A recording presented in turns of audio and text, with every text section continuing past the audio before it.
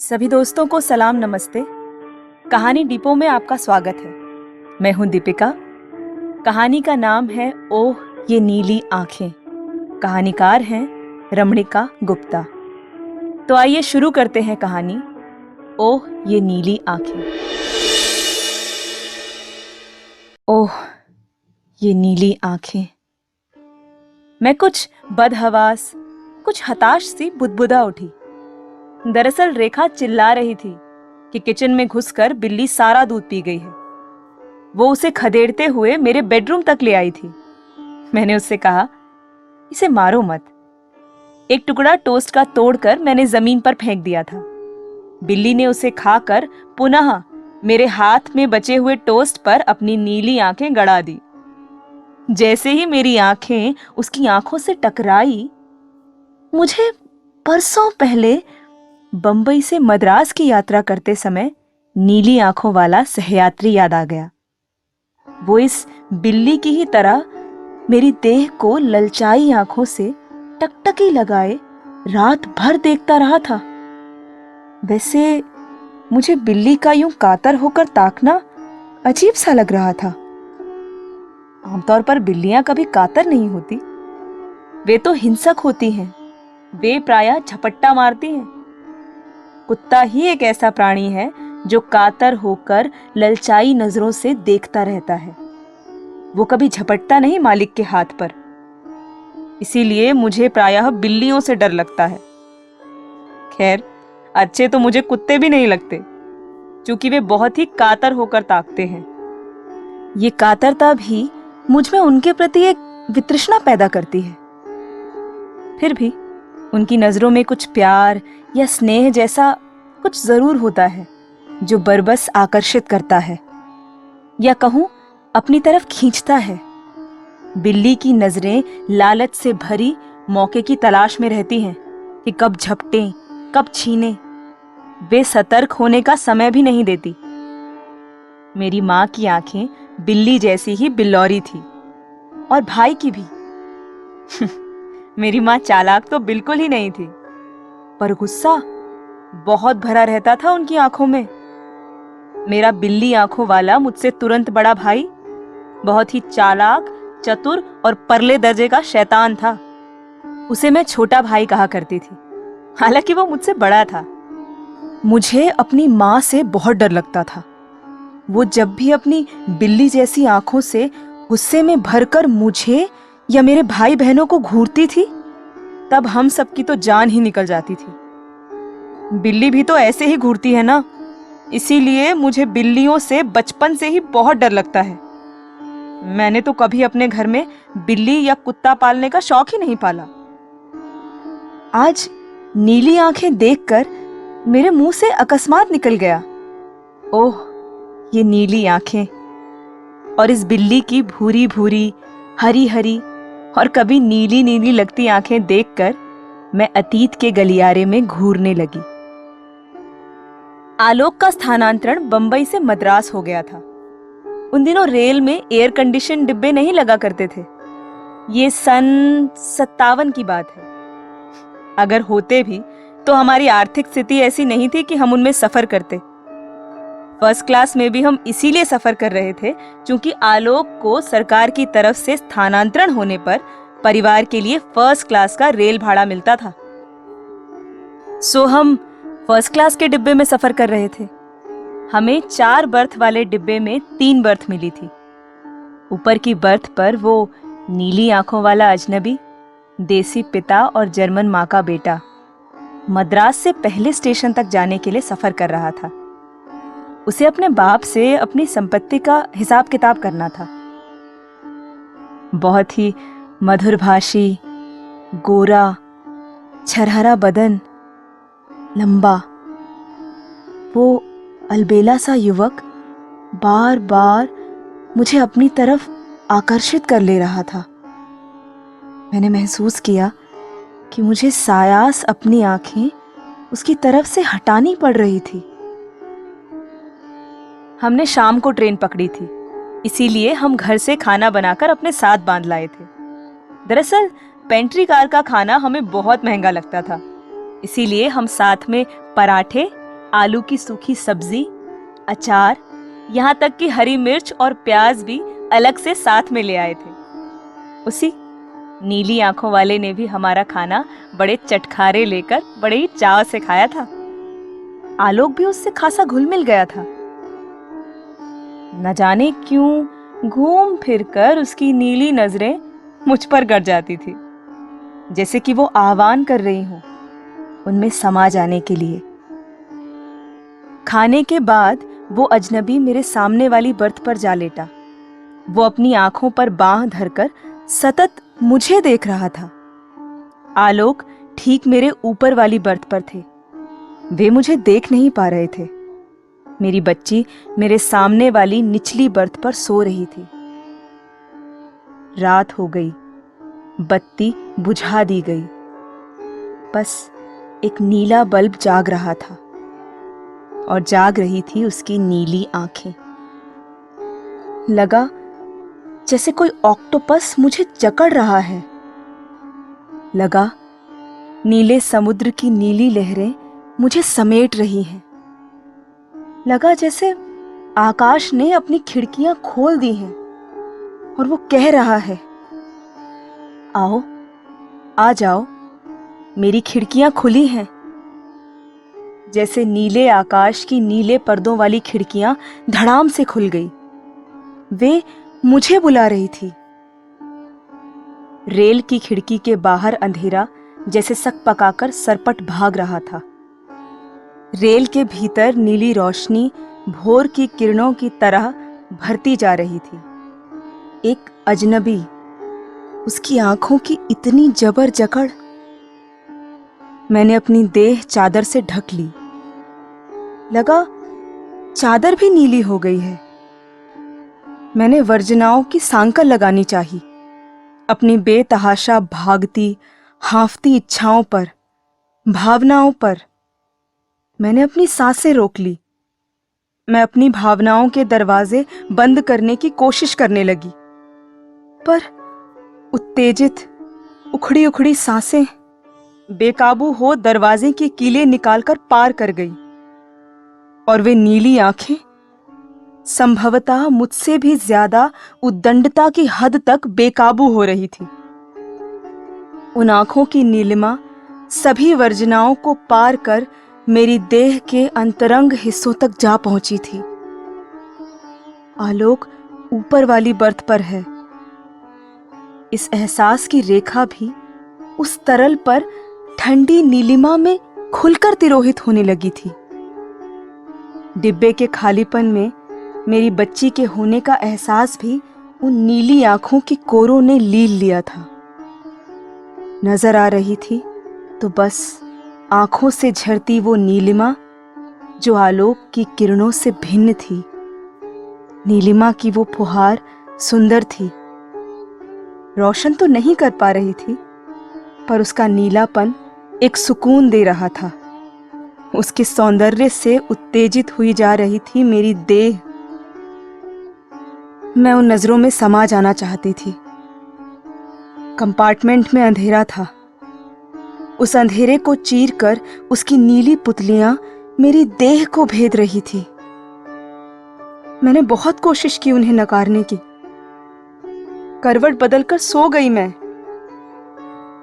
पर वो मेरी रीढ़ की हड्डी में घुसाई थी। उस नीलिमा की वो तीखी धार।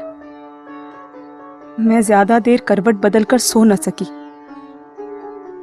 करवट बदली तो लगा जैसे मेरी देह एक तारे की तार बनी इंतजार कर रही है इन नीली आंखों की अंगुलियों का।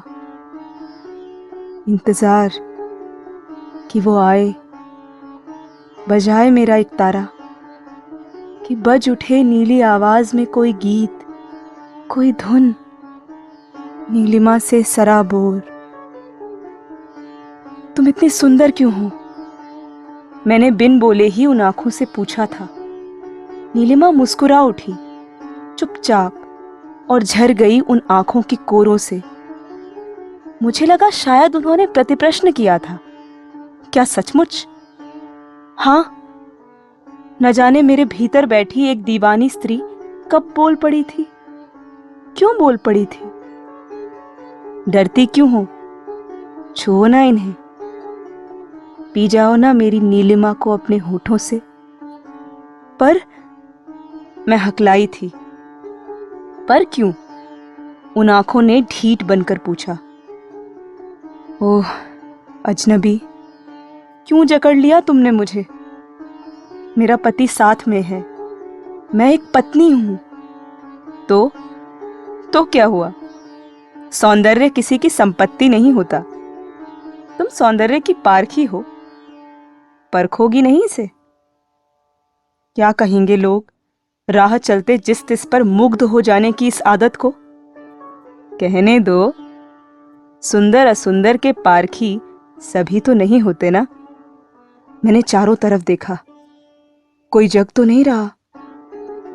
सारी वर्जनाएं एकाएक मुझसे सवाल करने लगी।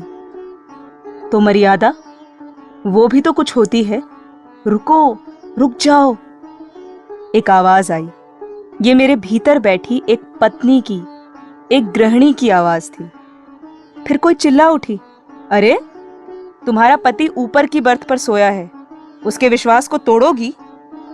कुछ तो लिहाज करो, क्या उसके विश्वास को तोड़ोगी? मेरे कानों से होंठ सटाकर बड़े ही प्यार से एक मां फुसफुसाई, अरे तुम्हारी बच्ची जग गई तो क्या असर पड़ेगा उस पर? प्रश्न, प्रश्न और प्रश्न। मैं प्रश्नों से घिर गई। मैंने उस अंधेरे के बीच फैली उस नीलिमा की बौछार से अपने को बचाने की कोशिश करते हुए बौछार की स्रोत उन आंखों से ही जवाब मांगा, मेरे गिर्द घिर रहे प्रश्नों का। वे आंखें ठहाका लगाकर हंस पड़ी। प्रश्न? प्रश्न तो कभी पीछा नहीं छोड़ते जीवन में। जीवन भी तो एक प्रश्न ही है। और सौंदर्य? सौंदर्य की परख और उसे महसूस करने का मौका विरले ही मिलता है। ये कानून सौंदर्य ने नहीं, समाज ने गढ़े हैं, और समाज बदलता रहता है। सौंदर्य एक शाश्वत सत्य है और समाज एक परिवर्तनशील तथ्य। सत्य बड़ा होता है तथ्य से या छोटा, इस बहस में मत पड़ो। कभी नहीं जीत पाओगी, चाहे कितने भी निष्कर्ष क्यों न निकालो। अभी मैं हूं तुम्हारे समक्ष, अपनी इन नीली आंखों की नीलिमा से भरा पूरा। कल नहीं रहूंगा मैं तुम्हारे पास। जियो, जियो इन क्षणों को, मिलने दो सुंदर को सुंदर से। नीरस जिंदगियां तो तुम पल पल जीती ही रही हो। हर आदमी जीता है नीरस जिंदगी, जिसे कोई याद नहीं करता। पर सौंदर्य के क्षण याद रह जाते हैं जिंदगी भर। उसने लंबा चौड़ा भाषण झाड़ दिया। मेरे भीतर बैठी स्त्री जो खुद को उस पर मुग्ध होते देख अपने को छोटा महसूस करने लगी थी, अपने को कमतर मान रही थी। क्या कहते हैं उसे? तुरंत सुलभ, जो फिदा हो जाए जिस किसी पर, कहीं भी, जिसे कोई भी पटा ले, जैसी स्त्री मानने लगी थी। अब उसकी बातें सुनकर कुछ आश्वस्त हुई थी। मुझे अच्छा लगने लगा था उस पर मोहित होना।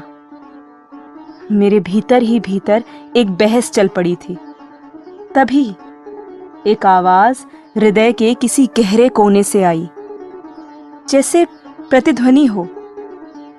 ये भी एक स्त्री की ही आवाज थी। क्या सुंदर को सुंदर कहना गलत है? तो पुरुषों के लिए ये वर्जनाएं इतनी कठोर क्यों नहीं होती? मैं स्त्री हूं, मां हूं, क्या इसीलिए मैं अपने सौंदर्य बोध को मार दूं? मेरी देह में भी तो हृदय है, मेरा भी तो मन करता है सौंदर्य को प्यार करूं। क्या मैं हत्या कर दूं प्यार के इस एहसास की? प्रतिध्वनि बिल्कुल मेरे पास आ चुकी थी। तुम प्रेयसी हो तो जाओ ना, झांको उन आंखों में, कौन रोकता है। बस डरना मत। दुविधा में क्यों हो? याद है ना तुम्हें हीर? वो भी तो पत्नी थी, पर उसकी प्रेयसी बड़ी थी पत्नी से। शायद ये मेरे भीतर की प्रेयसी बोल रही थी। देह का मिलन ही क्यों चाहती हो? क्या इतना काफी नहीं? सराहो उसे। ये प्यार अलौकिक प्यार होगा, भोगना जरूरी नहीं। मेरे भीतर की आदर्शवादी स्त्री बोली थी शायद। सराह तो रही हूं मैं। वे आंखें भी अपनी नीलिमा से मेरी देह को सहला ही तो रही हैं। पर इस देह की सिहरन का क्या करूं, जो बिना स्पर्श के शांत ही नहीं होगी। फूल की केवल महक ही तो नहीं सूंघते हम, उसे सहलाकर भी तो सहराते हैं। मेरी विद्रोही स्त्री ने शायद सवाल दागा था मेरे भीतर बैठी परंपरावादी स्त्री से। तुम कलाकार हो, नृत्यांगना हो, रंगकर्मी हो और साहित्यकार भी हो। केवल स्त्री नहीं हो तुम। तुम्हारी देह मात्र स्त्री देह नहीं है, जो संहिताओं से बंधी जब्त करती रहे अपनी भावनाएं, अपनी उत्तेजनाएं, अपना प्यार, अपना सौंदर्य बोध। तुम तो कल्पना से लैस हो, सपनाती हो, सपने पालती हो, एहसास करती हो, एहसासों की समझती हो वेदना और उल्लास, गम और खुशी महसूस करती हो। केवल अपनी ही नहीं, दूसरों की भी। दूसरों से अलग हो तुम। समाज की बात छोड़ो। तुम गलत समझती हो इन क्षणों को भोगना, तो जाओ चुपचाप सो जाओ। पर अगर इस सौंदर्य को महसूस कर जिंदगी को सुखद बनाना चाहती हो, तो आने दो उसे अपने पास और डूब जाओ इस नीलिमा में। कल जो दिन चढ़ेगा, उसमें ये अनुभव, ये विलक्षण क्षण अलग से जुड़ जाएगा। इजाफा हो जाएगा तुम्हारे अनुभवों की फहरिस्त में। कुछ घटेगा नहीं जिंदगी में, कुछ जुड़ ही जाएगा जिंदगी में। जुड़ने दो ना। जानती नहीं क्या तुम, स्त्री तो गंगा है। सब उसमें नहाकर अपनी मैल धो डालते हैं, फिर भी मैली नहीं होती गंगा। धुल जाने दो उस नीलिमा को अपनी देह के पसीने की गंगा में। बस जाने दो उसकी महक तुम्हारी महक में, जिसका कोई और छोर नहीं होता। मैं स्त्री नहीं, आदि स्त्री बन गई थी। सृष्टि की प्रथम स्त्री, विश्व की प्रथम नागरिक, मानव प्रजाति की प्रथम मादा। मैं जो अभी अभी जन्मी थी, जो अभी तक स्त्री या नारी की संज्ञा हासिल नहीं कर पाई थी। मेरे भीतर बैठी स्त्री एक विराट मनुष्य में बदल गई, जो लिंग भेद से ऊपर थी, जिसे मर्यादा की छड़ी उठक बैठक नहीं करवा सकती थी, जो आरोपित नई मर्यादा को ध्वस्त करती थी। ये स्त्री अपना सच, अपना तथ्य खुद निर्माण कर सकती थी। वो अपने होने का खुद प्रमाण थी। एक स्त्री आजाद, मुक्त, स्वतंत्र और स्वच्छंद। बस एक मनुष्य, एक जीवंत जिंदगी, जो जिंदा रहती है, जो न मृत्यु से डरती है न समाज से। तो ये थी कहानी ओह ये नीली आंखें। कहानी आपको कैसी लगी हमें जरूर बताएं, क्योंकि आपकी प्रतिक्रिया हमारे लिए बेहद महत्वपूर्ण है।